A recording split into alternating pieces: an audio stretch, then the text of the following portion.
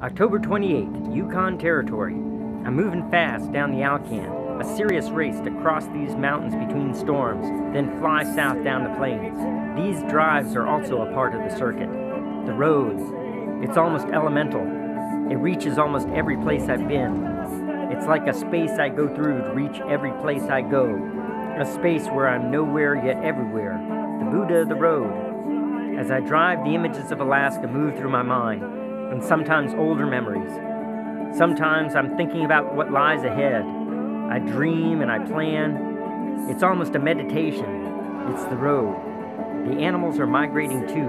Moose are being driven down out of the high country, and caribou file across the highway. It's a real danger on this road, especially after dark. Near Haines Junction, I break out under the stars, then hit heavy snow just outside of Whitehorse. I've come 400 miles today and caught up with the storm ahead of me. I creep into town, careful and sleep. I wake to sunshine and negative 10-degree temps. I take shelter downtown in a cool coffee house. I thought of stopping here to jam with some local musicians, but they're off touring Ontario. It's actually just as well. I'm in a good window of clear air, and I should stay with it. I wait while it moves east ahead of me, then head out in the afternoon as clouds build in the west. I push into Sirius Mountains where you don't want to get caught by a storm. 270 miles to Watson Lake, and on through the backbone of the Rockies. Mile after mile, daylight and darkness. I cross Canada, mostly seeing the road ahead, really seeing the images in my head. There's not much to see in the beam of headlights, but there's so many thoughts in the dark highway. Summit Lake.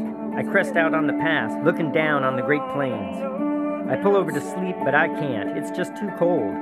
And maybe too cold to park the truck, really. So I get up and push on and pull into Fort Nelson about 3 a.m., almost 600 miles from Whitehorse. I'm up at sunrise, and the storm is a wall of clouds held back by the mountains. I race southeast across the high plains. 250 miles to Fort St. John, I've crossed the dangerous line from snowpack to pavement. And I turn west and plunge into the cloud wall, crossing the Rocky Mountain Divide again, mid-flurries, to reach Prince George, 250 more miles. I think I'll rest, but getting gas, I hear a forecast for snow that night. The storm's still following me. So I push south to Williams Lake, 164 miles, 671 for the day. Though it takes an hour, I finally find a place to pull off and sleep, on a bluff above the town, still just ahead of the storm.